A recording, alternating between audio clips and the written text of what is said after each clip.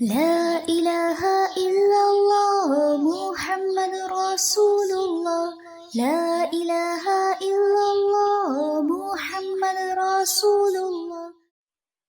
نحمده ونصلي على رسوله الكريم، اما بعد فاعوذ باللہ من الشیطان الرجیم، بسم اللہ الرحمن الرحیم، رب اشرح لي صدری ویسر لي امری واحلل عقدۃ من لسانی یفقهوا قولی۔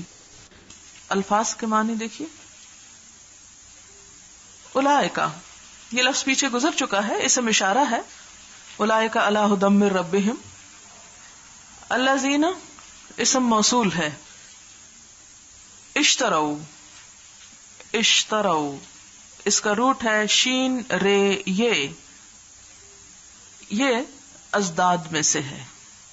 ازداد، ضد کس کو کہتے ہیں؟ کسی چیز کی ضد ہونا، اپوزٹ۔ جی، عربی زبان کی ایک خصوصیت یہ ہے کہ اس میں کچھ افعال ایسے ہوتے ہیں کہ جس کے دو طرح کے معنی ہوتے ہیں، یعنی ایک معنی اور پھر بالکل اس کے اپوزٹ معنی، اور ایک ہی لفظ کے اندر ہوتا ہے۔ یہ خصوصیت کسی اور زبان میں نہیں پائی جائے گی۔ مثلا شراء کا مطلب بیچنا بھی ہے، شراء کا مطلب خریدنا بھی ہے۔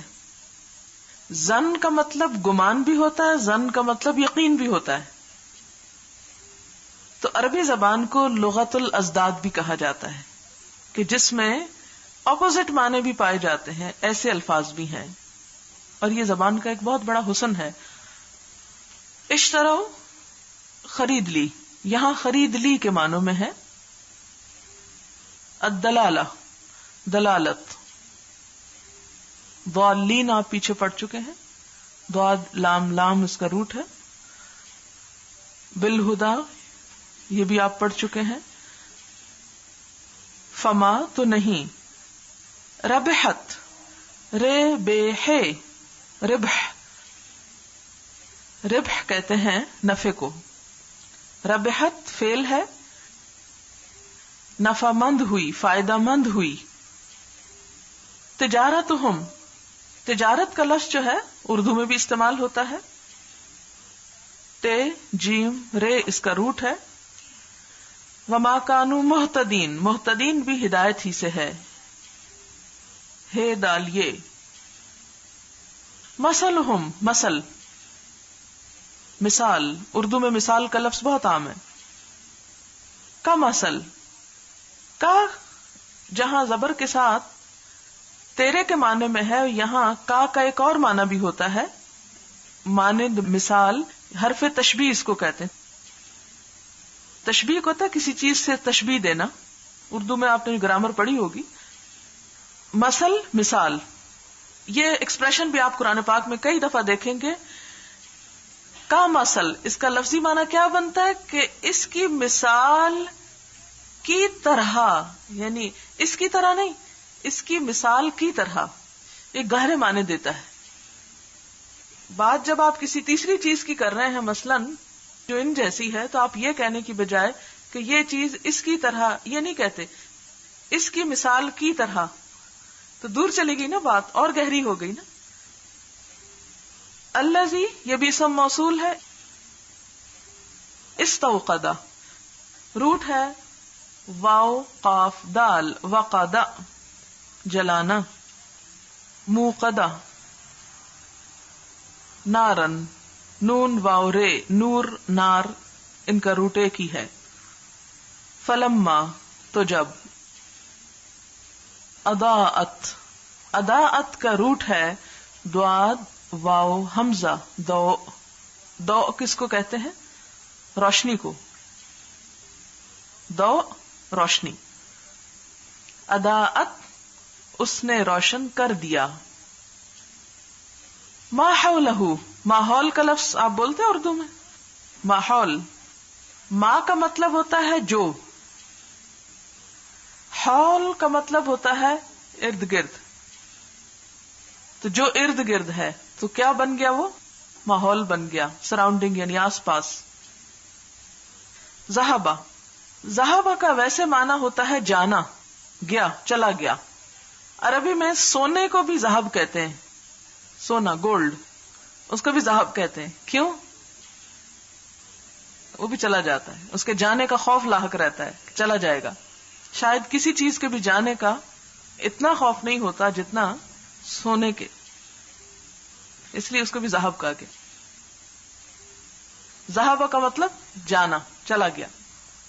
آگے آپ دیکھیں کہ نور کے ساتھ ایک بے آ رہی ہے، اور بے کا مطلب کیا ہوتا ہے؟ ساتھ. تو لفظی معنی ہو گیا لے گیا اللہ ساتھ ان کے نور کے. اب مثلا میں آپ کو یہ کہوں کہ خالدہ کتاب کے ساتھ گئی، تو اس کو دوسری طرح آپ کیسے کہہ سکتے ہیں؟ خالدہ کتاب لے گئی. بالکل اسی طرح یہاں پر اردو میں جب ہم ترجمہ کریں گے ذہب بے کا، کیا ترجمہ کریں گے؟ لے گیا، یعنی صرف گیا نہیں بلکہ لے گیا. اور اگر بے کے بغیر آ رہا ہے تو پھر ترجمہ ہوگا گیا. ٹھیک ہے. اب یہاں کیا ہے؟ لے گیا. ذہب اللہ، لے گیا اللہ، بنورہم، ان کا نور، وترکہم، اور ان کو چھوڑ دیا. ترک کس کو کہتے ہیں؟ اردو میں بھی متروکہ اور ترک کر دینا. فی ظلمات، ظلمات ظلمت کی جمع ہے، ظلم بھی اسی سے ہے. زوئے لام میم، ظلم عربی زبان میں اندھیرے کو کہتے ہیں، اندھیرے کو. اور یہ جو ظلم کرنا ہوتا ہے نا، کسی پر ظلم ڈھانا، یہ بھی ایک اندھیر ہوتا ہے. لا یبصرون، یبصرون کا روٹ کیا ہو سکتا ہے؟ بے سواد رے، بصر، دیکھنا. وہ دیکھتے نہیں ہیں. سمن، بہرے ہیں، سواد میم میم. اچھا، یہ لفظ جو تین ایک جیسے آ جاتا ہے نا، سمن بکمن امیون، تو پھر انسان اگر رٹے نا ترجمہ کبھی یاد نہیں رہتا. میرے ساتھ شروع میں بڑی یہ مشکل پیش آئی، میں سمن کو سوچتی تھی اچھا بہرے ہیں یا گونگے ہیں، تو پھر میں نے اس کا حل نکالا، اور وہ حل یہ ہے کہ سمن سن نہیں سکتے ہیں. سمن سن نہیں سکتے، نہیں بہرے ہیں. بکمن بے، بول نہیں سکتے. ٹھیک ہے، تو گنگے ہیں. امیون، اندھے ہیں. اندھے اور امیون دونوں میں آتا ہے. تو اس طرح اگر آپ تھوڑا سا اسے کر لیں گے تو انشاءاللہ یاد رہ جائے گا. سمن، بہرے ہیں. بکمن، گنگے ہیں. امیون، اندھے ہیں. فہم، تو وہ لا یرجعون، نہیں لوٹیں گے. یرجعون کا روٹ کیا ہوگا؟ رے جیم عین، رجع، رجوع کرنا. اردو میں استعمال ہوتا ہے رجوع. کیا معنی ہوتا ہے؟ پلٹنا. تو یہی معنی ہے، وہ نہیں پلٹیں گے، واپس نہیں آئیں گے. اب آپ دیکھیں کہ کسی چیز کا اپنے اصل کی طرف جانے کو رجوع دراصل کہا جاتا ہے، اپنے اصل سینٹر کی طرف جانا. او کا سیبن، سیب، سواد واو بے اس کا روٹ ہے. اگر ڈکشنری میں آپ معنی دیکھنا چاہیں سیب کا تو سواد یہ بے میں نہیں ملے گا، سواد واو بے، صوب. لفظی معنی ہوتا ہے اترنا، برسنا، انڈیلنا، بہانا. اور سیب ہوتا ہے ایسی زوردار بارش جس میں بادل بھی خوب گرج رہے ہو، بجلی بھی چمک رہی ہو، جسے پنجابی میں کہتے ہیں پھانڈا. بعض اوقات پنجابی کے ایکسپریشن اتنے ایکوریٹ ہوتے ہیں کہ اردو میں وہ چیز آتی نہیں. ہر زبان میں کچھ نہ کچھ لفظ ایسے ہوتے. مثلا آگ کا جلنا، بہت تیز آگ تھی، پنجابی میں کہتے ہیں بھانبڑ بلنا. تیز آگ اور بھانبڑ میں کتنا فرق ہے. تو اس لیے کبھی اپنی زبان پہ شرمندگی نہیں محسوس ہونی چاہیے. من السماء، سما آسمان کے لیے ہوتا ہے، اس کا روٹ ہے سین میم واو، سمو. سمو کہتے ہیں بلندی کو، بلند ہونا، اوپر اٹھنا. فی ہی، اس میں، یہ دو لفظ ہیں فی اور ہی. ظلمات، پھر وہی دوبارہ آ گیا لفظ اندھیرے. ورعدن، اور کڑک. رے عین دال، کڑکنے اور گرجنے والی بجلی. اور ایسے بادلوں کو بھی کہتے ہیں جن میں کڑک اور گرج ہو. کڑکنے گرجنے والی بجلی. وبرق، برق بجلی ہی کو کہتے ہیں، چمکنے والی بجلی. اردو میں بھی آتا ہے برق گرتی ہے بیچارے مسلمانوں پر. یجعلونا، وہ ڈال لیتے ہیں. یہ یجعلونا کا لفظ جعل یجعل یہ بہت آئے گا، اور اپنے کانٹیکسٹ میں اس کا معنی بھی بدلتا رہتا ہے. کرنے کے معنی میں آتا ہے ہونا، کرنا کسی چیز کو. یجعلونا، جیم عین لام. خواہ اس کام کا تعلق ایجاد اور تخلیق سے ہو یا ترتیب سے، اس کے لیے جعل استعمال ہوتا ہے. پھر اس کے بعد ہے اصابعہم. اصابع اصبع کی جمع، الف صاد بے عین، اصبع. اصبع کہتے ہیں انگلی کو، اصبع فنگر. فی آذانہم، آذان اذن کی جمع، کان کو کہتے ہیں. آذان اذن کی جمع. من الصواعق، صواعق صاعقہ کی جمع. صاعقہ ہوتا ہے اردو میں، صاد عین قاف. صاعقہ کہتے ہیں گرنے اور گر کر بھسم کرنے والی بجلی، یا سخت گڑگڑاہٹ جس میں بجلی کی چمک بھی ہو. یہ دوسرا معنی ہے، دو معنی اس کے. صاعقہ کا معنی ہوتا ہے آسمان کا کسی پر بجلی گرانا، اور جب بجلی گرتی ہے کسی چیز پہ تو کیا ہو جاتا ہے؟ جل جاتی ہے وہ چیز. اسی طرح اس کا معنی یہ بھی ہوتا ہے کسی خوفناک آواز سے بے ہوش ہو جانا. حذرہ، حذرہ کا مطلب ہوتا ہے ڈر، اندیشہ، اور محتاط ہونا، بچنا، خبردار رہنا. الموت، موت موت ہے. واللہ، اور اللہ تعالیٰ، محیط احاطہ کرنے والا ہے. احاطہ لفظ اردو میں پڑھا کبھی؟ محیط ہے واو توئے اس کا روٹ ہے. ہے واو توئے، کسی چیز کو اس طرح گھیرنا کہ نہ وہ خود باہر نکل سکے نہ کوئی دوسرا کچھ باہر لے جا سکے. کسی چیز کو اس طرح گھیرنا کہ نہ وہ خود باہر نکل سکے نہ کوئی اور نکال سکے، یعنی پوری طرح کسی کے گھیرے میں آ جانا. بالکافرین، کافر کی جمع ہے کافرین. یکادو، کاف واو دال اس کا روٹ ہے یکادو کا. کسی کام کے کرنے کے قریب ہونا. میرا خیال ہے یہ جو اردو کا کودنا ہے، ہو سکتا ہے اس میں بھی یہی کچھ روح ہو، کیونکہ کود کر بھی جلدی قریب ہو جاتے ہیں نا. البرق، برق بجلی. یختف، اچک لے، چھین لے. خے توئے فے، خطف تیز رفتاری اور تیزی سے کوئی چیز اڑا لینا، سنیچ کرنا، ایک دم چھین کے جھپٹا مار کے لے جانا. ابصارہم، بصر کی جمع. کلما، جب کبھی. اضاء، اس نے روشن کیا. یہ بھی دو اس کا روٹ ہے، دو دواد واو حمزہ. دو روشنی. روشنی کے لیے ضیاء کا لفظ بھی استعمال ہوتا ہے اور ضوء کا بھی ہوتا ہے، یعنی ضاد کے ساتھ. ایسی روشنی جس میں حرارت، تپش اور رنگ میں سرخی ہو. روشنی جیسے سورج کی ایک روشنی ہوتی ہے، حرارت بھی ہوتی ہے، تپش بھی ہوتی ہے، اور بسا اوقات اس میں ایک سرخی بھی ہوتی. مشو، میم شین یہ مشا کا مطلب ہوتا ہے چل پڑنا، چلنا. فی ہی اس میں. وَإِذَا أَظْلَمَ، أَظْلَمَ ضوئے لام میم سے ہے، ظلم سے، اندھیرا کیا اس پر. علیہم، ان پر. قامو، قیام سے، کھڑے ہونا. ولو، اور اگر. شاء، شاء کا روٹ ہے شین یہ حمزہ شے. شے کس کو کہتے ہیں؟ چیز کو کہتے ہیں. چیز بھی تو چاہتے ہیں نا ہم، کوئی شے نہیں ہے تو وہ شے وہی جس کے انسان کو طلب ہوتی ہے ایک طرح سے.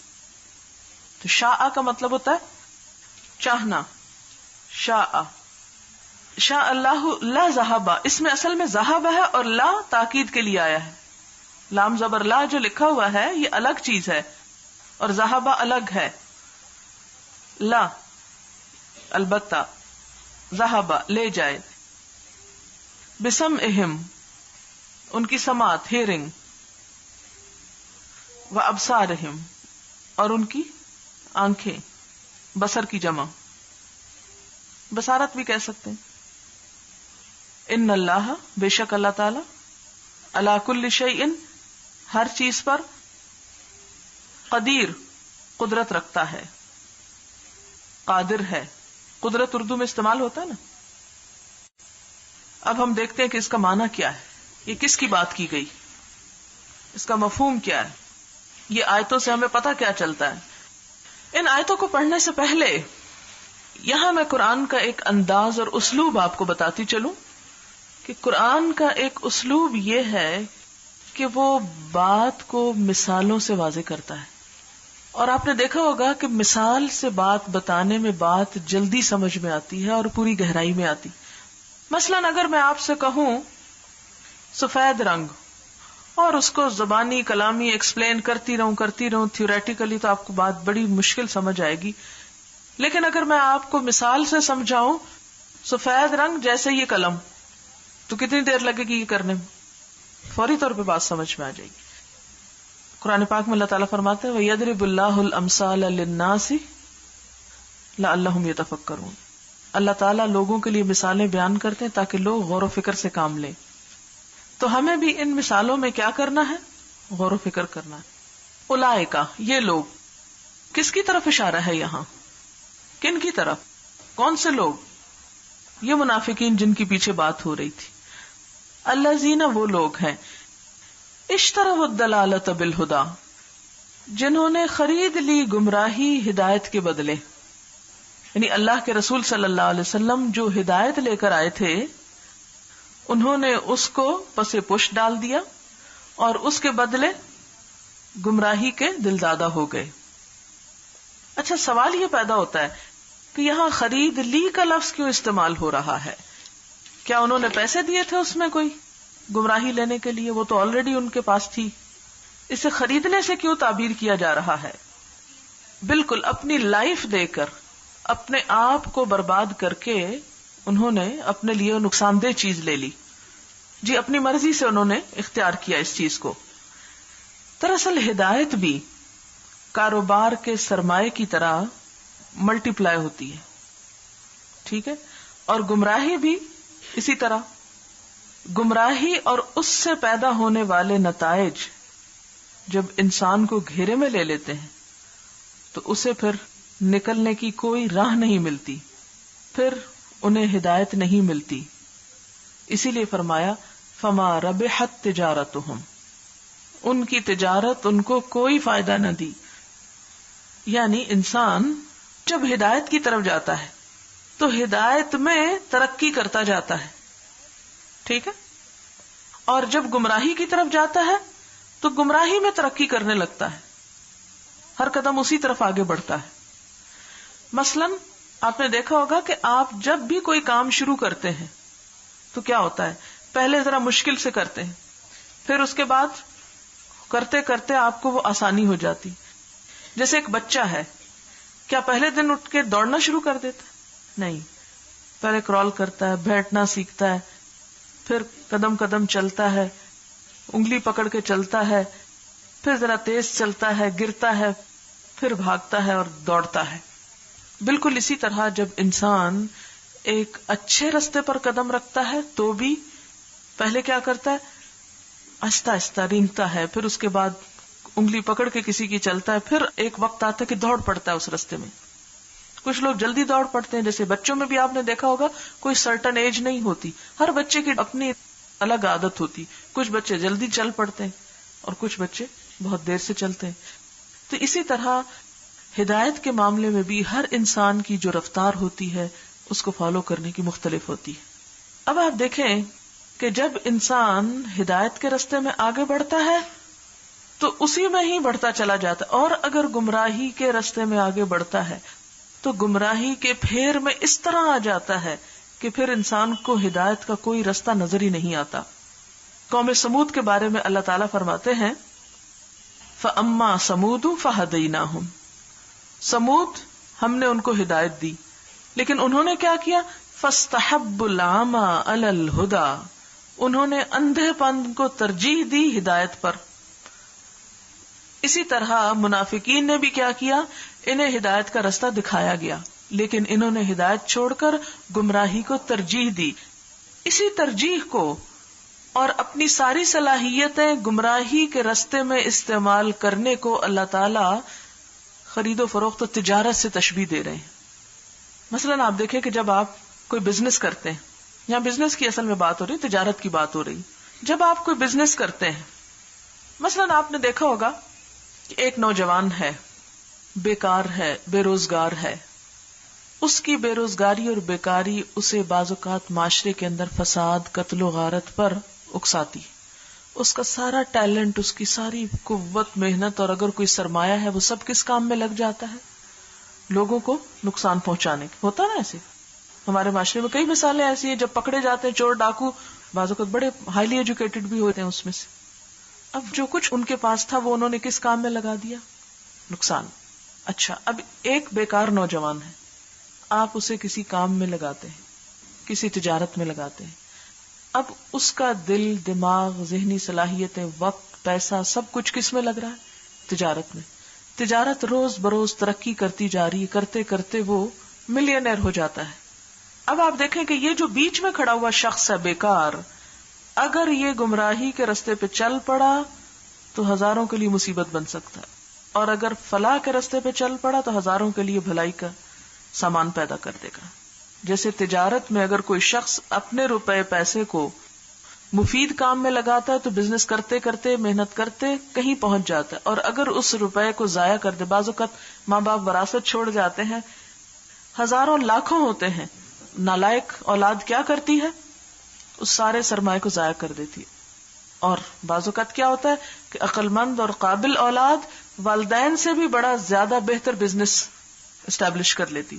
بالکل یہی چیز یہاں پر سمجھائی گئی کہ جو لوگ گمراہی لیتے ہیں، ہدایت چھوڑ کر غلط رستے کا انتخاب کر لیتے ہیں، وہ پھر اپنی جو انویسٹمنٹ اس میں کرتے ہیں، اپنے دل دماغ کی، اپنی محنت کی، اپنے پیسے کی، اپنے وقت کی، وہ کیا ہوتی ہے؟ وہ نقصان میں جاتی، دیوالیہ ہو جاتے ہیں. فما ربحت تجارتہم، گویا اللہ تعالیٰ بتانا یہ چاہتے ہیں کہ ہر شخص ایک تجارت میں ہے. یا تو وہ تجارت کس چیز کی کر رہا ہے؟ نیکیوں کی، اور یا گناہوں کی. جو نیکیوں کی تجارت کر رہا ہے وہ اپنے سرمایہ کو بڑھاتا چلا جا رہا ہے، ایک کے بعد ایک نیکی کا دروازہ کھلتا جا رہا ہے. اور جو شخص شر کے راستے میں اس کو لگا رہا ہے وہ ایسا ایکسپلوژن ہوتا ہے اس شر سے کہ کئی اور شر پھوٹتے ہیں، اس سے اور اس سے اور اس سے اور. اسی لیے فرمایا فما ربحت تجارتہم وما کانوا مہتدین. اب جب ایک شخص ایک چیز میں بہت اندر تک چلا جاتا ہے، دیکھیں نا، برائی کو شروع سے اگر پکڑ لے تو پکڑ لے، اب جب وہ ایک اندر تک گمراہی میں چلا جاتا ہے تو اس شخص کو پکڑنا اور واپس ہدایت کے راستے پہ لانا اتنا ہی مشکل ہو جاتا ہے. یہ بالکل ایسے جیسے کوئی شخص نشے کا عادی ہو جائے تو آپ اس سے نشہ چھڑوانا چاہیں اور چھڑوا کے اس کو ایک نارمل انسان بنانا چاہیں تو بہت مشکل ہو جائے گا. لیکن اگر آپ اسے پکڑ لیتے ہیں اس سے پہلے کہ وہ اس کا عادی ہو جائے، اور اس کا رخ آپ موڑ دیتے ہیں خیر کی طرف، تو اس سے بے شمار فائدے ہو سکتے ہیں. اب یہ جب اللہ تعالیٰ فیصلہ دے رہے ہیں کہ وہ ہدایت پانے والے نہیں ہیں، تو اس کا کیا مطلب ہے کہ اللہ تعالیٰ ان کو ہدایت نہیں دینا چاہتے؟ مطلب یہ ہے کہ وہ گمراہی کے اتنے دل دادا ہو چکے ہیں کہ یہ جانتے ہوئے بھی کہ یہ ہمارے لیے نقصان دہ ہے وہ اس سے نکل نہیں سکتے. اب دیکھیں بہت سے مجرم، ان کو پتا ہوتا ہے کہ ہم کسی وقت بھی پکڑے جا سکتے ہیں، ہوتا نا ایسے، ہم مارے جا سکتے ہیں، لیکن اس کے باوجود کیا وہ باز آ جاتے ہیں؟ کیوں؟ کیونکہ مایوسی کا شکار ہو چکے ہوتے ہیں کہ ہم نہیں بچ سکتے، بس ختم، اب گئے ہم. اسی کیفیت کو یہاں بتایا جا رہا ہے کہ جب ایک انسان اس چیز کا عادی ہو جاتا ہے. اب مثال کے طور پر آپ دیکھیں کہ ایک شخص حرام کاروبار کا عادی ہو گیا ہے، آپ اس کو نصیحت کریں جی تم حلال اختیار کر لو، حلال کمائی کرو، وہ کیا کرتا ہے؟ کہتے ہیں مجھے تو اتنا پروفٹ ہے روز کا، میں حلال کروں گا تو میری تو روٹی بھی نہیں بنتی، میں ہی نہیں چھوڑ سکتا. ما کانوا مہتدین. لہذا جو شخص ہدایت سے منہ موڑتا ہے، گمراہی اختیار کرتا ہے، وہ پھر گمراہی کے کنارے پر نہیں رہے گا، وہ وہاں تک اندر جا پہنچے گا کہ وہاں سے نکلنا مشکل ہو جائے گا. آپ نے اگر کبھی موٹر وے کا سفر کیا ہو تو آپ کو معلوم ہوگا کہ اگر ایک دفعہ آپ غلط موڑ لے لیں، غلط رستے پہ چل پڑیں، تو کیا ہوگا؟ اگلا موڑ اتنی دور آئے گا کہ ہو سکتا ہے وہاں جاتے جاتے آپ کی نیت ہی بدل جائے واپس آنے کی. آپ کہیں اچھا چلو اب لاہور ہی چلتے ہیں، آ گئی، چھوڑو اس کو جو پیچھے رہ گیا. تو اسی طرح انسان جس چیز کا عادی ہو جائے وہی اس کے لیے آسان ہو جاتا ہے، پھر دوسرا رستہ اختیار کرنا مشکل ہو جاتا ہے. فَسَنُيَسِّرُهُ لِلْعُسْرَىٰ. تنگی اس کے لیے آسان ہو جاتی، تنگی کا راستہ اس کے لیے آسان ہو جاتا ہے. مثلہم، ان کی مثال کیسی مثال ہے؟ کمثل الذی، اس شخص کی مثال کی طرح ہے، استوقد نارا، جس نے آگ جلائی ہو. جب آگ جلتی ہے تو کیا ہوتا ہے؟ روشنی ہوتی. فلما اضاءت ما حولہ، جب اس نے روشن کر دیا آگ نے اپنا آس پاس، ذهب اللہ بنورہم، اللہ ان کا نور لے گیا. کن کا؟ منافقین کا. مثلہم، ہم سے مراد کون ہے؟ منافقین. کمثل الذی، الذی کون ہے؟ نبی صلی اللہ علیہ وسلم. نبی صلی اللہ علیہ وسلم نے آ کر کیا کیا؟ لوگوں کو اسلام کی دعوت دی، اسلام کی روشنی پھیلائی. جو لوگ کسی تعصب کا شکار نہیں تھے انہوں نے حق کو پہچان لیا، اسے قبول کر لیا. لیکن جو لوگ حق کے تابع ہونے کی بجائے حق کو تابع کرنا چاہتے تھے انہوں نے حق کو دیکھ کر آنکھیں بند کر لی. جب انہوں نے آنکھیں بند کر لی تو روشنی کے ہونے کے باوجود ان کو کچھ فائدہ نہ پہنچا. اب آپ دیکھیں ان کی مثال اس شخص کی طرح ہے جس نے آگ جلائی. کس نے آگ جلائی؟ محمد صلی اللہ علیہ وسلم نے. آگ جلانے والے کون ہیں؟ نبی صلی اللہ علیہ وسلم. آگ سے مراد کیا ہے؟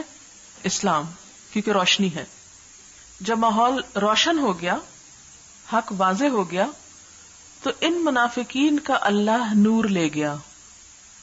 ان کو حق سمجھ میں آیا، جیسے یہود تھے، جیسے دوسرے لوگ تھے، ان کو سمجھ میں آ رہی تھی بات، لیکن انہوں نے کیا کیا؟ اپنی آنکھیں بند کر لی اور اللہ نے ان کو اندھیروں میں چھوڑ دیا، وہ دیکھ نہیں سکتے. اب آپ ایک قریب کی مثال سے بات سمجھیں. مثلا یہ کمرہ ہے، رات کا وقت ہے، اندھیرا ہے. اگر کوئی شخص لائٹ جلا دے تو آپ کو ہر چیز واضح نظر آنے لگے گی، آئے گی نا نظر. آپ کو پتا چلے گا کہ اس کمرے میں پردے اس رنگ کے ہیں، کھڑکیاں اس طرح کی ہیں، کرسی میز ہر چیز واضح الگ الگ نظر آنے لگے گی کہ نہیں نظر آئے گی؟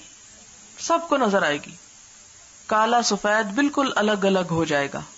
لیکن ان لوگوں کو نظر کچھ نہیں آئے گا جو اپنی آنکھیں بند کر لیں گے، تعصب کا شکار، انہیں نظر نہیں آئے گا. اب آپ دیکھیں اس میں قصور کس کا ہے؟ روشنی جلانے والے کا یا اس شخص کا جو آنکھیں نہیں کھول رہا؟ جو آنکھیں نہیں کھول رہا. اسی سے آپ سمجھ لیجئے کہ جب ہم کہتے ہیں کہ اللہ ہدایت نہیں دیتا تو کس کو؟ جو اپنی آنکھیں بند کر لے، جو ہدایت لینا ہی نہ چاہے. کیونکہ جب اس نے نبی صلی اللہ علیہ وسلم کو بھیجا تو یہ کہہ کر نہیں بھیجا کہ یہ کچھ لوگوں کے لیے ہدایت ہے اور کچھ لوگوں کے لیے نہیں ہے، وہ تو سب کے لیے ہے. لیکن جب کوئی قوم ہدایت سے دور بھاگتی، کوئی انسان ہدایت سے دور بھاگتا ہے تو اس کو ہدایت نہیں دی جاتی. اب آپ دیکھیں کہ انہوں نے آنکھیں کیوں بند کی، ان کی آنکھیں بند کرنے کی وجہ کیا تھی؟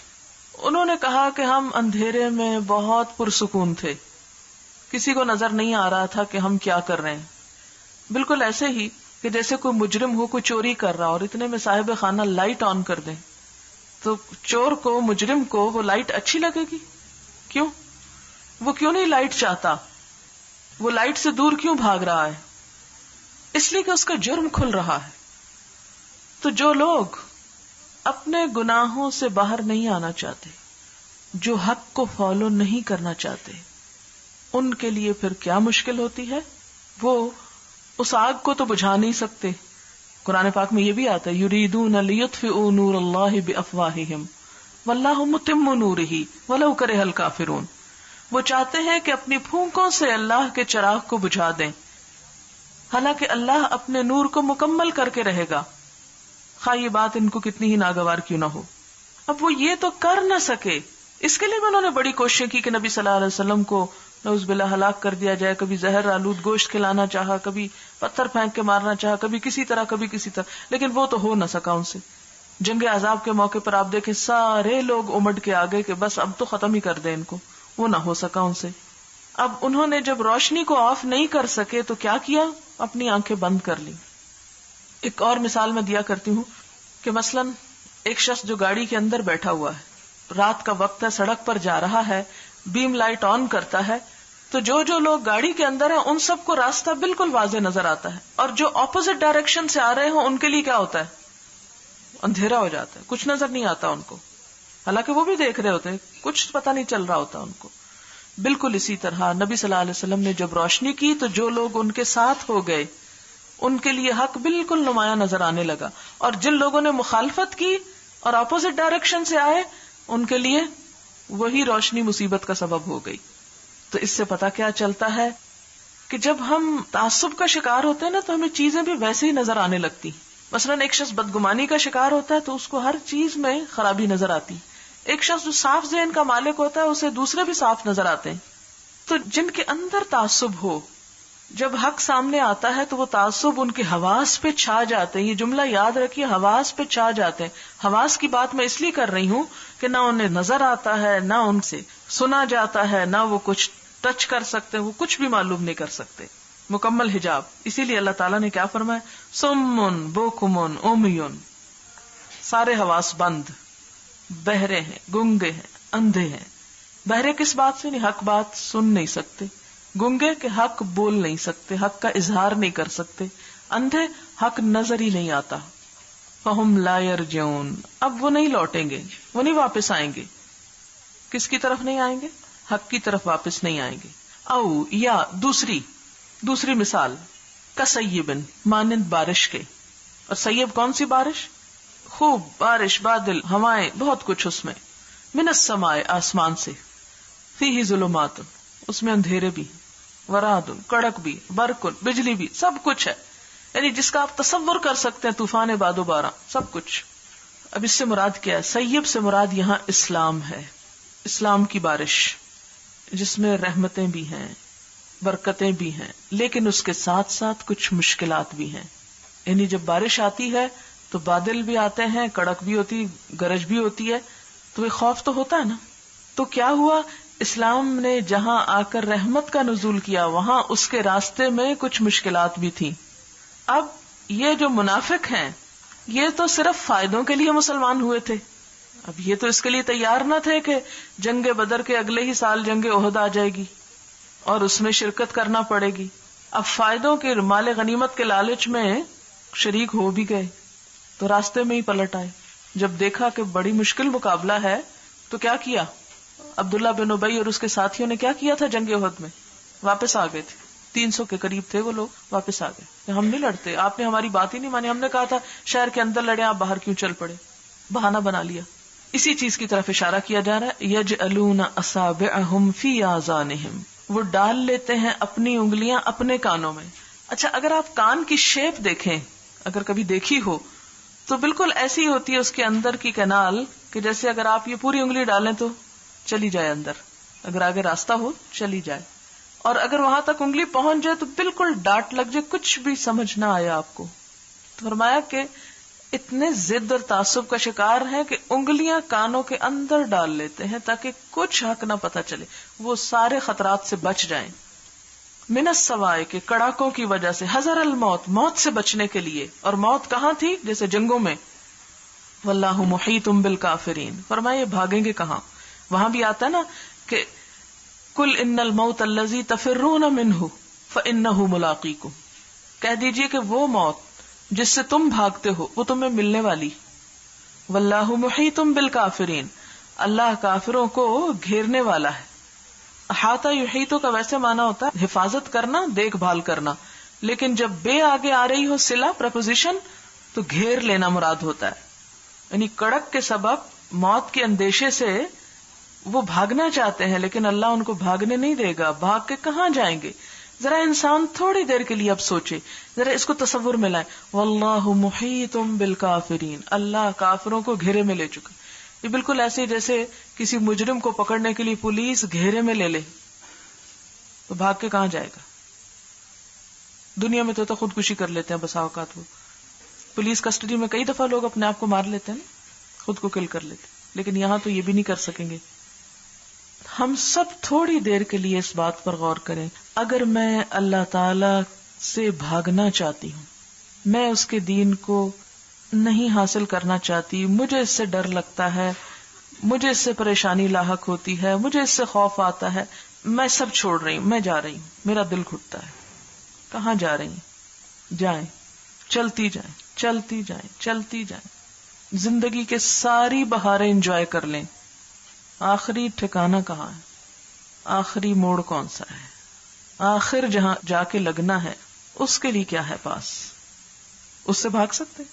نہیں بھاگ سکتے. آپ قرآن سے بھاگ سکتے ہیں، آپ دین کی بات سے بھاگ سکتے، آپ اللہ کی قربت سے بھاگ سکتے ہیں، ابھی بھاگ سکتے ہیں، لیکن جب تک جسم میں جان باقی. جب یہ جان نکل گئی تو پھر کیا ہوگا؟ وہ قبر جیسی تنگ جگہ پکڑنے کے لیے کافی، پھر نہیں بھاگ سکتے. اسی لیے فرمایا کہ یہ لوگ اپنے آپ کو دھوکہ دے رہے ہیں. پیچھے آ رہا نا کہ وہ اللہ کو دھوکہ دیتے ہیں، حالانکہ وہ اپنے آپ کو دھوکہ دے رہے ہیں. یہ اپنے آپ کو دھوکہ دے رہے ہیں کہ ہم بھاگ جائیں گے ان ساری مشکلات سے، ہم نہیں اسلام کے لیے کوئی قربانی دینا چاہتے تو بھاگ کے کہاں جائیں گے. واللہ محیط بالکافرین، اللہ انکار کرنے والوں کو گھیرے میں لے چکا ہے. اچھا، یہاں جو حذر الموت ہے نا، موت سے بچنے کے لیے، موت کے ڈر سے، تو یوں محسوس ہوتا ہے کہ حق کی راہ میں ایک اور بہت بڑی رکاوٹ ڈر ہے. ڈرنا، حق سے ڈرنا، حق کا ڈر، حق کا خوف، یہ حق کو قبول نہیں کرنے دیتا. مثلا آپ دیکھیں نا کہ چھوٹے بچے جیسے بلی سے ڈرتے ہیں، خواہ آپ نے گود میں لے رکھی، آپ بچے سے کہتے ہیں پکڑ لو اس کو، تو وہ پیچھے بھاگتے، نہیں پکڑتے. کیوں نہیں پکڑتے؟ ڈر سے. اچھا، جو بچے نہیں ڈرتے وہ کیا کرتے ہیں؟ پکڑ کے کھیل رہے ہوتے ہیں. آپ نے دیکھو گا کہ کچھ لوگ چوہوں سے بہت ڈرتے نا، چوہوں سے ملتے جلتے ہیمسٹرز ہوتے ہیں، کچھ لوگ ان کو پیٹس کے طور پر پالتے ہیں اور اپنے اوپر دائیں بائیں دوڑاتے رہتے ہیں. فرق کس چیز کا ہے؟ اچھا، ڈر کہاں ہوتا ہے؟ ڈر کیا چیز ہے؟ ڈر انسان کا اپنا خیال ہوتا ہے، انسان کے اپنے اندر ہوتا ہے. ڈر رہے ہوتے ہیں چور آ جائے گا، حالانکہ چور دور دراز بھی کہیں نہ ہو، لیکن جب آپ سوچنے لگتے ہیں تو باہر گزرتی ہوئی ہوا اگر کسی پتے کو بھی ہلا دے گی، کوئی ٹہنی ہل پڑے گی، اوپر سے کوئی چیز گر پڑے گی، تو آپ بس یہ میرے ہی سر پہ گری، آئی اب میری شامل. کیوں؟ اب مثلا آپ دیکھیں کہ چھوٹے بچوں کو جب تک آپ ڈراتے نہیں، وہ لٹرلی یقین کریں کہیں نہیں. میں نے خود یہ تجربہ کیا، میرا بیٹا کافی بڑا تھا، وہ اندھیرے کمرے میں آرام سے اندر آتا جاتا تھا، کبھی اس نے ڈر کا نام نہیں لیا. معلوم نہیں بچوں میں وہ مکس اپ ہوا، کسی نے اسے جن کا لفظ سکھا دیا کہ اندھیرے میں جن ہوتا. جب اسے پتا چلا تو وہ اندھیرے میں اب نہیں جاتا تھا، وہ کہتا تھا جن. میں کہتی تھی جن کہاں ہے، کیا ہے، لیکن وہ ایکسپلین نہیں کر سکتا تھا، کسی نے اس کو سکھا دیا جن، اندر جن ہے. اب اندر تو کوئی جن نہیں ہوتا، وہ جن ہمارے اندر ہوتا ہے، کمرے میں نہیں ہوتا، وہ ہمارے اندر بیٹھا ہوتا ہے. ہمارے یہاں عموماً مائیں بہت غلط تربیت کرتی ہیں، مختلف چیزوں سے ڈراتی رہتی ہیں، یا پھر بچے باہر نکل کے غلط صحبت میں بہت سی غلط چیزیں سیکھ کے ڈرنے لگتے ہیں. یہ ایک حقیقت ہے، جدید تحقیقات سے یہ بات ثابت ہوئی ہے کہ انسانی جرائم کا سب سے بڑا کاز خوف ہے، ڈر. یعنی کرائمز کی جو نفسیات ہے اس میں جو سبب بیٹھا ہوا ہے خوف ہے. خوف کو اپنے اندر سے نکالنے کی کوشش کریں، اس کا مقابلہ کریں، اور ہمیشہ یہ سوچیں کہ جس چیز سے میں ڈر رہی ہوں کیا اس کا کوئی وجود بھی ہے یا میرے اپنے دماغ کی اختراع ہے. آپ دیکھیں کہ بعض لوگ جب اندھیرے میں نکلتے درخت ان کو بھوت نظر آتے ہیں، وہ بھوت ہوتے ہیں، حالانکہ بھوت تو ویسی کوئی چیز نہیں.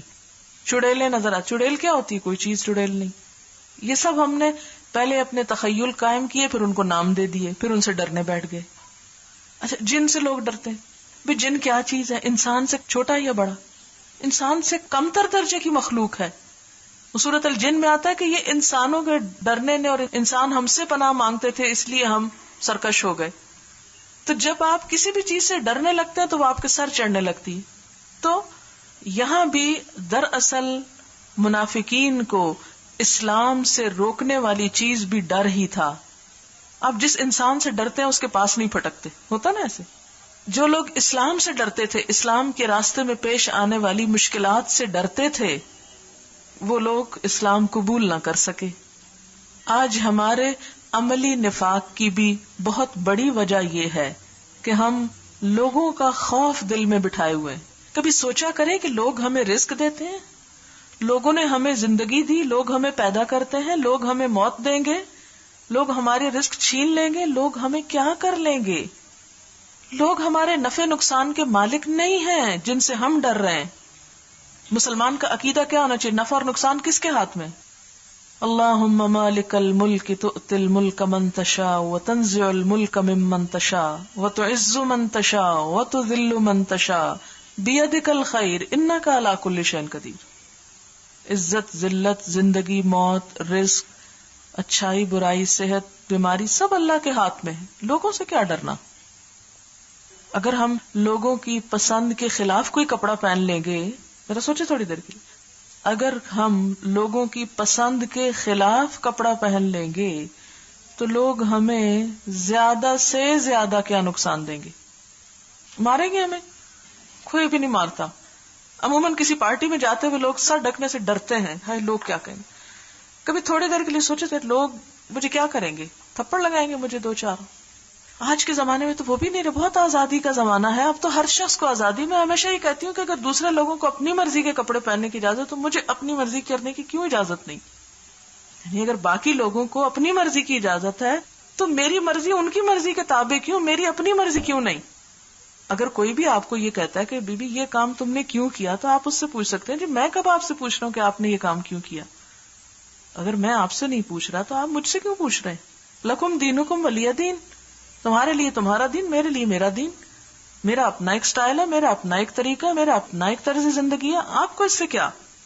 اسی طرح باقی اور تمام چیزیں. مثلا لوگ ڈرتے ہیں کہ ہم کسی مجلس میں نماز پڑھ لیں گے تو لوگ کہیں گے بڑا نمازی ہو گیا، اور لوگ باتیں بنائیں گے. حالانکہ لوگوں کو بعض اوقات یہ بھی نہیں پتا ہوتا کہ کون کر کیا رہا ہے. ایک دن مجھ سے کوئی کہنے لگی کہ اس ایک لیس کے خریدنے میں 4 گھنٹے مجھے بازار میں لگے. کسی خاتون کو لیس کے سلیکشن، کپڑوں کے میچ کرنا ہوگا، معلوم نہیں کیا کرنا ہوگا، 4 گھنٹے لگے. میں نے کہا کہ میرے جیسا تو ہو تو وہ یہ بھی نہ دیکھے کہ وہ میچ کر بھی رہی ہے یا نہیں. آئی ڈونٹ کیئر کہ کسی کے کپڑے میچ کرتے ہیں یا نہیں کرتے، بس جو ہے سو ہے. اپنے اوپر کانفیڈینس ہونا چاہیے. ہم چھوٹی چھوٹی چیزوں کے پیچھے اتنا وقت، زندگی، قیمتی سرمایہ برباد کرتے ہیں، حالانکہ کسی دوسرے کو اس سے کوئی انٹرسٹ نہیں ہوتا، لیسٹ انٹرسٹ نہیں. اچھا اگر ایک اور بات، بعض اوقات یہ ہوتا ہے کہ ہم بڑا بننا چاہتے ہیں لوگوں کی نگاہ میں، تو آپ یقین کیجئے کہ جب آپ واقعی بڑے بن جائیں گے تو لوگ آپ سے حسد شروع کر دیں گے. خوش وہ پھر بھی نہیں ہوں گے، نہ اس طرح خوش ہے نہ اس طرح خوش. تو پھر لوگ کہاں خوش رکھنے کے قابل ہیں؟ خوش رکھنے کے قابل تو صرف اللہ کی ذات ہے. اس لیے اگر انسان اس خوف سے نکل آئے کہ مجھے اس کو خوش کرنا ہے، مجھے اسے مطمئن کرنا ہے، اس کا خیال رکھنا، اس کا، ٹھیک ہے آپ اذیت نہیں دیں گے، کسی کو تکلیف نہیں پہنچائیں گے، آپ اپنی طرف سے سب کی عزت کریں گے، احترام کریں گے، جو آپ کے بس میں اس کا خیال رکھیں گے، لیکن اس سے ڈریں گے نہیں. تو یہاں منافقین کی منافقت کی سب سے بڑی وجہ کیا ہے کہ وہ اسلام کے لیے مفادات قربان نہیں کر سکتے دنیا کے. یکاد البرق یخطف ابصارہم، قریب ہے کہ بجلی ان کی نگاہیں اچک لے. یعنی اسلام اتنا زیادہ پھیل جائے، اتنی روشنی عام ہو جائے اس کی کہ ان کی نگاہیں اندھی ہو جائیں، یعنی پھر ان کو کچھ نظر نہ آئے. کلما اضاء لهم مشوا فی، جب کبھی ان کے لیے روشنی کرتی ہے آگ تو اس میں چل پڑتے ہیں. واذا اظلم، اور جب اندھیرا چھا جاتا ہے، علیہم، ان پر، قاموا، کھڑے ہو جاتے ہیں. اس کا کیا معنی ہے کہ اسلام کے راستے میں جب کوئی اچھے دن آتے ہیں تو یہ بھی آگے بڑھتے ہیں، چلے ہم بھی اپنے کچھ کنٹریبیوشن کرتے ہیں. اور جب کوئی مشکلات آتی ہیں، جیسے جنگ تبوک آ گئی تھی، تو چھپتے پھرتے ہیں، قاموا، کھڑے ہو جاتے ہیں، اب نہیں آگے جاتے. عبداللہ بن مسعود کہتے ہیں کہ نبی صلی اللہ علیہ وسلم جب مدینہ تشریف لائے تو کچھ لوگ مسلمان ہو گئے، لیکن جلدی منافق ہو گئے. کیوں مسلمان ہوئے تھے؟ فائدوں کے لیے. دیکھا مشکلات ہیں، واپس پلٹ گئے. کلما اضاء لهم، روشنی ہوئی چل پڑے، اندھیرا ہوا رک گئے. قرآن پاک میں اس کو ایک اور جگہ پر یوں بیان کیا گیا ہے، وَمِنَ النَّاسِ مَن يَعْبُدُ اللَّهَ عَلَى حَرْفٍ، لوگوں میں سے کچھ ایسے ہوتے ہیں جو کنارے پہ اللہ کی عبادت کرتے ہیں. جیسے یہ میز ہے نا، تو کنارے پہ، بالکل ایج پہ. فَإِنْ أَصَابَهُ خَيْرٌ، اگر ان کو کوئی بھلائی ملتی ہے، اطمأن بِهِ، تو اس پہ مطمئن ہو جاتے ہیں. وَإِنْ أَصَابَتْهُ فِتْنَةٌ، جب یہاں کوئی مصیبت آتی ہے، انقلب علی وجہہ، تو اپنے چہرے پہ پلٹ جاتا ہے، وہیں سے واپسی. یعنی اسلام کے اندر داخل نہیں ہوتے، یہیں کنارے پہ کھڑے. اگر تو کوئی فائدہ ہوا تو کیا کیا، ٹھیک ہے، سب ٹھیک ہے، لیکن اگر کوئی نقصان ہونے لگا تو ادھر سے واپس پیچھے. یہ منافقت ہے. جب آپ نے کلمہ لا الہ الا اللہ پڑھ دیا تو اب یہ مت سوچے کہ کس میں فائدہ اور کس میں نہیں، جو کچھ اللہ تعالیٰ دے رہے ہیں اسے قبول کر لیں، اسی میں بھلائی. جیسے وہ ایک شاعر کہتا نا، تو بچا بچا کے نہ رکھ اسے، تیرا آئینہ ہے وہ آئینہ کہ شکستہ ہو تو عزیز تر ہے نگاہ آئینہ ساز میں. تو بچا بچا کے نہ رکھ اسے، یعنی اپنا جان، مال، وقت اور باقی چیزیں، یعنی ان سے بخل نہ کر. تیرا آئینہ ہے وہ آئینہ، یعنی تیری زندگی اور یہ سب کچھ ایک ایسے آئینے کی طرح ہے کہ اگر وہ ٹوٹ جائے اللہ کے راستے میں تو اللہ تعالیٰ کو اور زیادہ پیارا ہو جاتا ہے. یعنی جو اپنی جان دے جاتے ہیں اس راستے میں، وہ شہادت کے درجے پہ جا پہنچتے ہیں. وَلَوْ شَاءَ اللَّهُ، اور اگر اللہ چاہے، لَذَهَبَ بِسَمْعِهِمْ وَأَبْصَارِهِمْ، تو ان کی سماعت اور بصارت بالکل سلب کر لیتا. یعنی جتنا یہ تھوڑا سا ابھی دیکھ لیتے ہیں، کسی وقت حق کی طرف بڑھ جاتے ہیں، یہ بھی نہ بڑھ سکتے. ان اللہ علی کل شیء قدیر، بے شک اللہ تعالیٰ ہر چیز پر قدرت رکھتا ہے. یہاں سے ایک اور بات بھی یاد رکھے کہ قیامت کے دن بھی ان کے ساتھ ایسا ہی ہوگا. حشر کے میدان میں کچھ لوگ روشنی میں ہوں گے، کچھ لوگ اندھیروں میں ہوں گے، کچھ لوگ پہلے روشنی میں ہوں گے پھر اندھیرے میں آ جائیں گے. میں نے آیت پڑھی تھی نا، یوم یقول المنافقون والمنافقات انظرونا نقتبس من نورکم. اہل ایمان سے منافق کہیں گے ذرا ہمیں دیکھو، ہمیں تھوڑا سا نور دے دو، کیونکہ ان کا اپنا نور بجھ جائے گا. ایک روایت میں آتا ہے جیسے ایک انگوٹھے کے ناخن کے اوپر کسی وقت چمکے گا، کسی وقت بجھ جائے گا.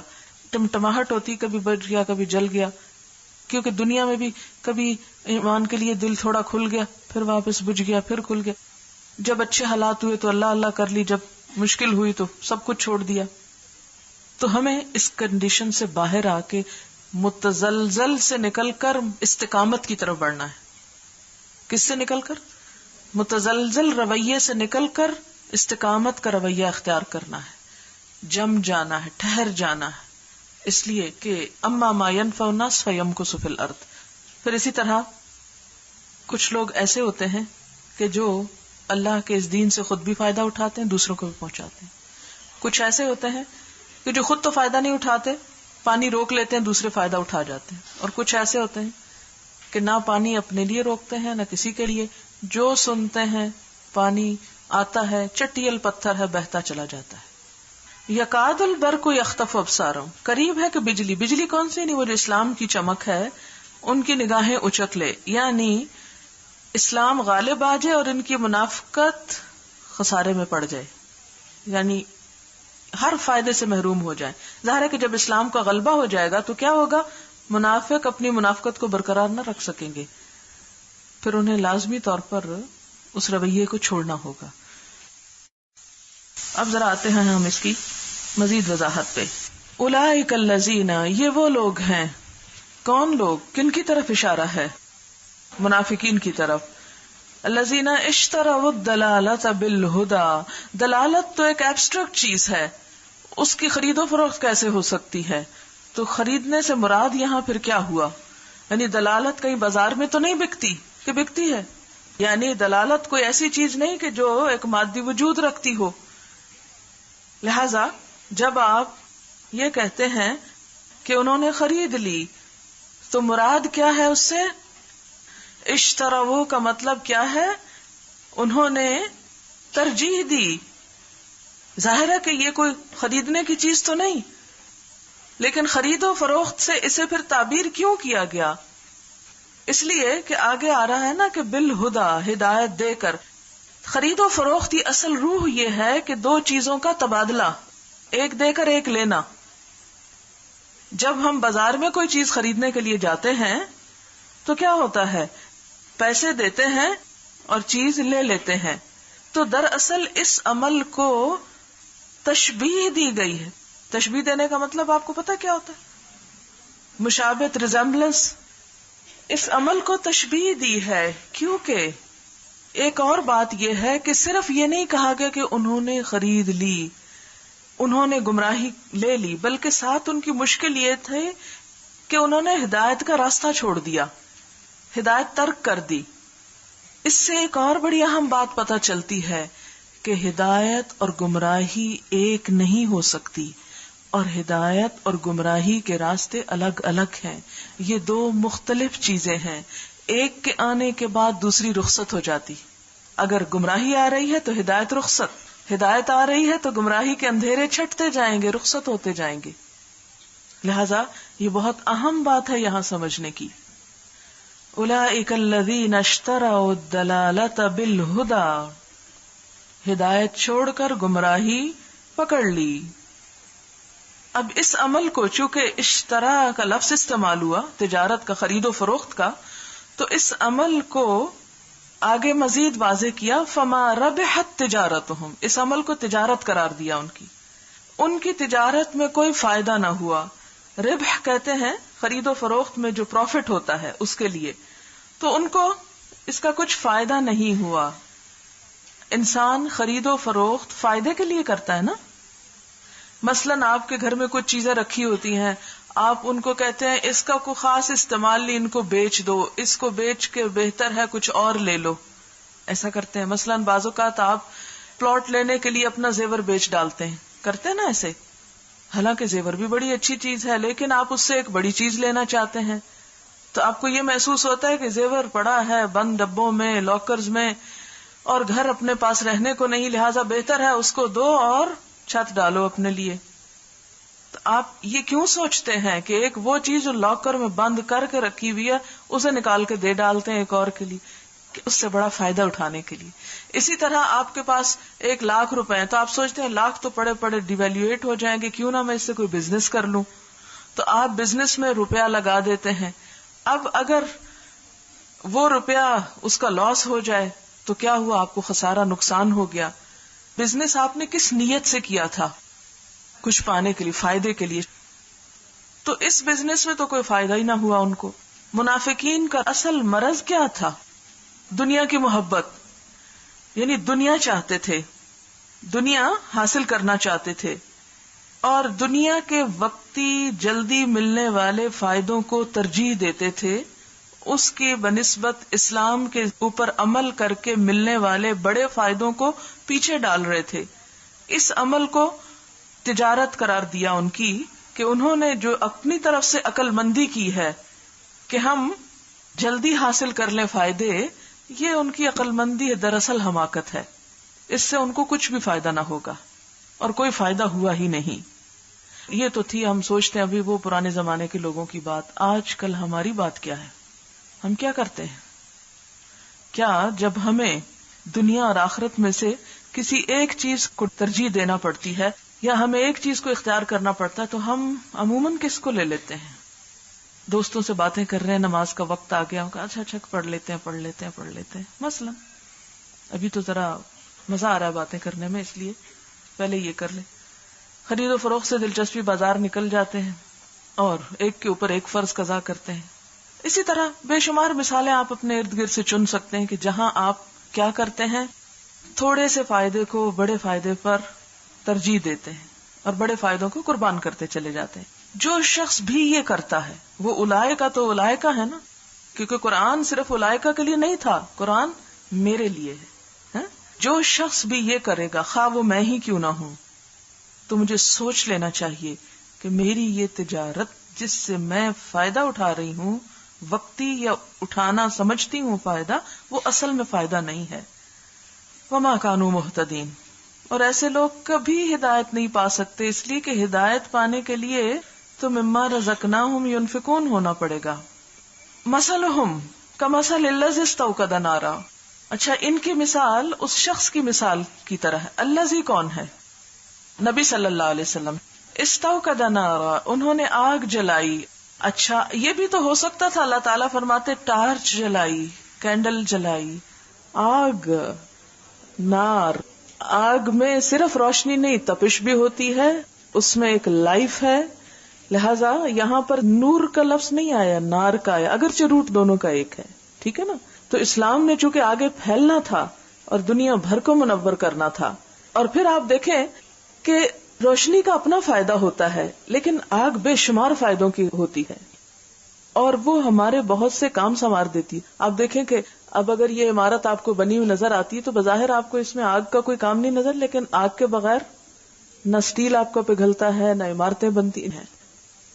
کم اصلی، یعنی کم اصل کا مطلب ہے یعنی یہ نہیں کہ ان کی مثال اس شخص کی مثال، یہ تو کہا ہی نہیں گیا. یعنی ان کی مثال کیسی ہے؟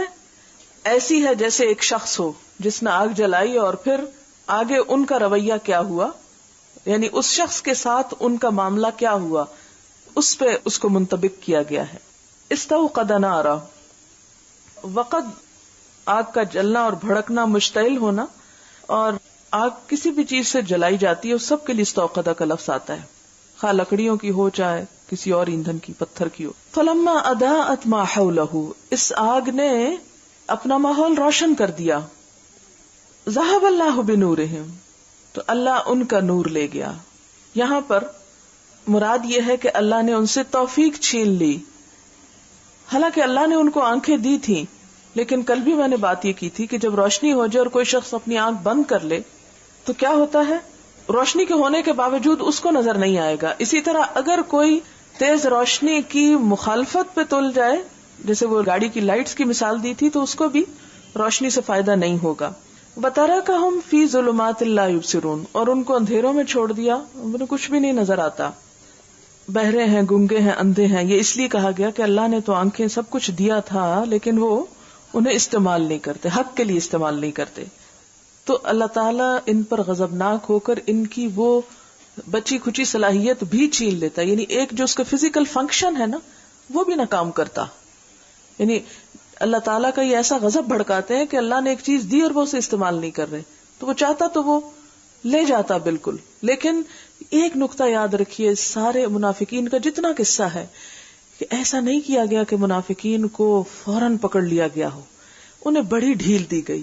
آگے آپ انشاءاللہ پڑھیں گے جس میں آتا ہے اللہ تعالیٰ حضور صلی اللہ علیہ وسلم سے فرماتے فاعف عنہم، اعرض عنہم، انہیں معاف کر دو، انہیں درگزر کرو، انہیں جانے دو. پھر آگے ایک اور جگہ آتا ہے کہ اگر یہ صحیح طور پر ایمان لے آئے تو یہ بھی اللہ تعالیٰ کے قریب ہو جائیں، یعنی اس سینس کی آیت بھی آتی ہے. تو یوں محسوس ہوتا ہے کہ ان لوگوں کو بڑے چانسز دیے گئے، بڑی ڈھیل دی گئی، اور بیچ بیچ میں وارننگ بھی دی گئی کہ اللہ چاہے تو تمہارے پول کھول دے. آگے سورۃ توبہ ہے ہی بہت زیادہ منافقین کے بارے میں. اللہ چاہے تو یہ سب کچھ تم سے جو نعمتیں اور صلاحیتیں دی ہیں یہ واپس لے لے. تو وہ دراصل ان کو انڈائریکٹلی وارن کرنا مقصود تھا کہ دیکھو ابھی بھی چانس ہے، ابھی بھی سنبھل جاؤ، اور ان قوتوں کو ضائع کرنے کی بجائے اللہ کی معرفت میں استعمال کر لو. او کسیب من السماء، تو سیب سے مراد کیا ہے؟ اسلام. اور بارش کس لیے برستی ہے؟ رحمت کے طور پر.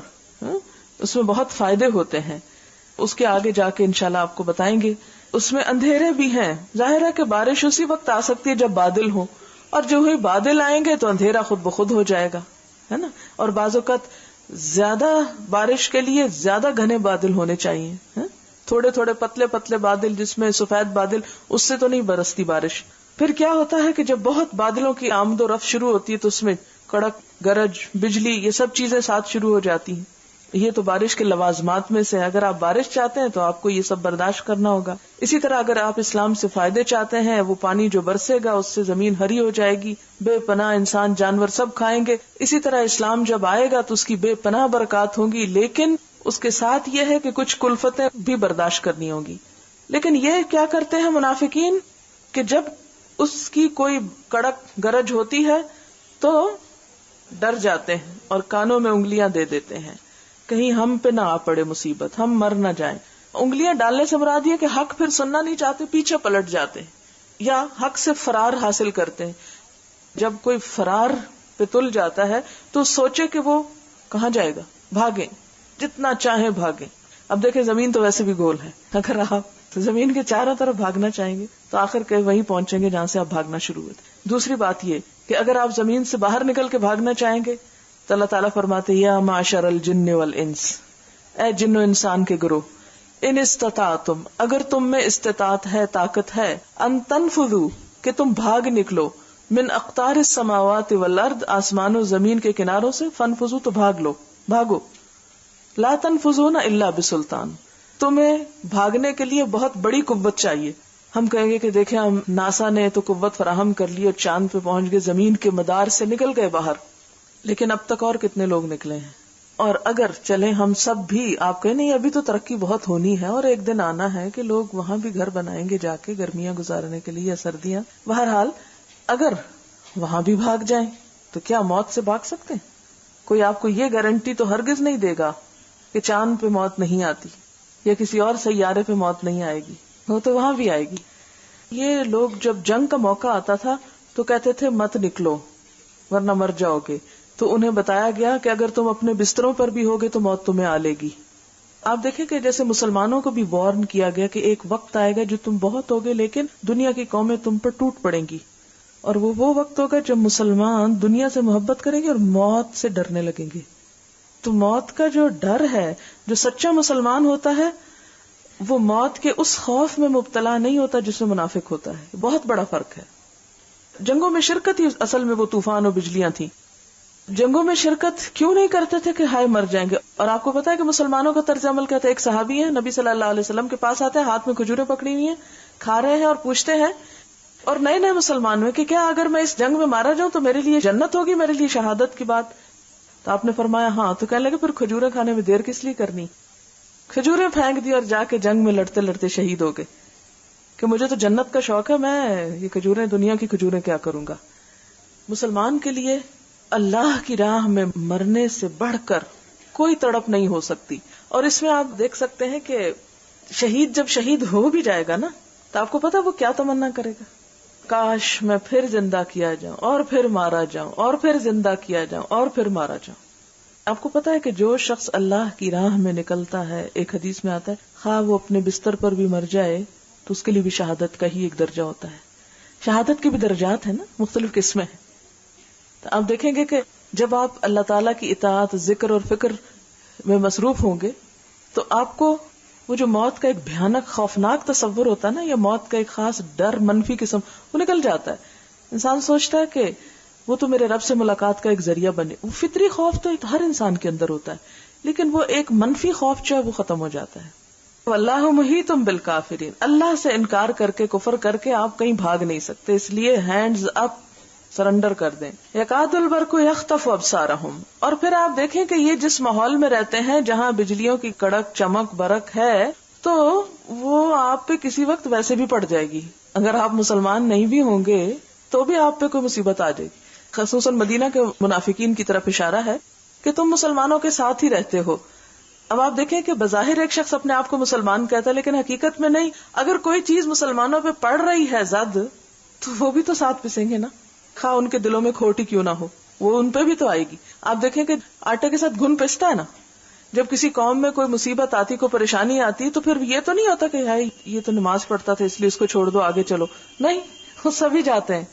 تو یکاد البرق یخطف ابصارہم. اور پھر دوسری بات یہ ہے کہ جب اسلام پھیلے گا، اسلام کی روشنی عام ہوگی تو یہ منافقین کو کہیں سر چھپانے کی جگہ نہ ملے گی. کلما اضاء لهم مشوا فیہ. اب یہ ہوتا ہے کہ جب کبھی وہ ٹھنڈی ٹھنڈی روشنی ہوتی ہے تو کہتے ہیں چلو اچھا یہ اسلام کے ساتھ چل پڑے، اور جب اندھیرا آ جاتا ہے کوئی مشکل پیش آتی وہیں کھڑے ہو جاتے. وَلَوْ شَاءَ اللَّهُ لَذَهَبَ بِسَمْعِهِمْ وَأَبْصَارِهِمْ, اللہ چاہے تو ان کی سماعت اور بصارت چھین لے جائے. یہ جس دنیا کے لیے اپنی صلاحیتیں بچانا چاہتے ہیں وہ کچھ نہ بچیں. ان اللہ علی کل شیء قدیر. یہ دیکھیں نا, یہ اس کا جواب ہے دراصل اوپر والی بات کا. قریب ہے کہ یہ بجلی ان کی وہ چھین لے, اور پھر کہتے ہیں اچھا پھر چھینی کیوں نہیں. اگر منافقین اپنے آپ کو یہ بھی کہہ کے تسلی دیتے تھے, جیسے ہمارے یہاں بھی بعض لوگ کرتے ہیں, اگر ہم غلط ہوتے تو ہماری پکڑ ہو جاتی, ہم رشوت لے لے کر جو دنیا میں ترقی کر رہے ہیں تو اس کا مطلب ہے کہ ہم حق پر ہیں.